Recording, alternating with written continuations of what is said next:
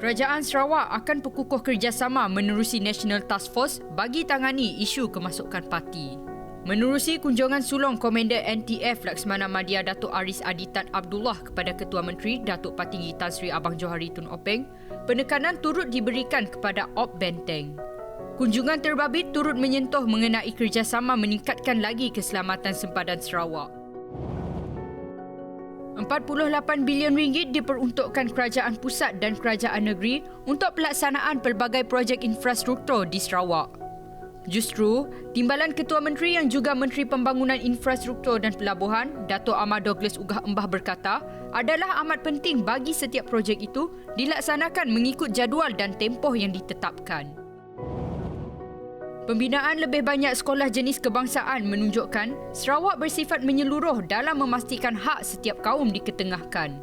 Timbalan Ketua Menteri Datuk Seri Dr. Sim Koo Hian memaklumkan antara perkara yang menunjukkan Sarawak mengamalkan nilai keterangkuman adalah dengan menyediakan peruntukan bagi membina sekolah jenis kebangsaan SJK Cina mengikut keperluan di setiap tempat.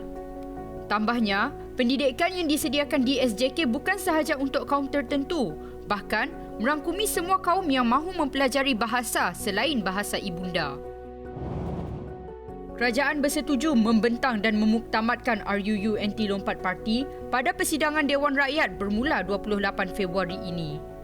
Menteri di Jabatan Perdana Menteri Parlimen dan Undang-Undang, Datuk Seri Dr. Wan Junaidi Tuanku Jaafar berkata, keputusan itu telah dimuktamadkan dalam mesyuarat Jawatankuasa Pemandu Transformasi dan Kestabilan Politik antara Kerajaan dan Pakatan Harapan PH. Dalam kenyataannya, Dr. Wan Junaidi berkata, keputusan itu juga selaras dengan saranan Perdana Menteri Datuk Seri Ismail Sabri Yaakob yang mahu pindaan RUU berkenaan disegerakan dan dibentangkan pada mesyuarat pertama penggal kelima Parlimen ke-14 tahun 2022.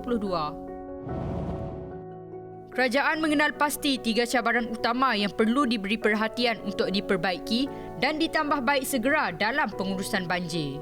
Perdana Menteri Datuk Seri Ismail Sabri Yaakob berkata, masih terdapat kelemahan dari segi pemahaman dalam kalangan agensi-agensi berkaitan di peringkat pusat, negeri dan daerah serta badan berkanun, pihak swasta dan badan-badan bukan kerajaan.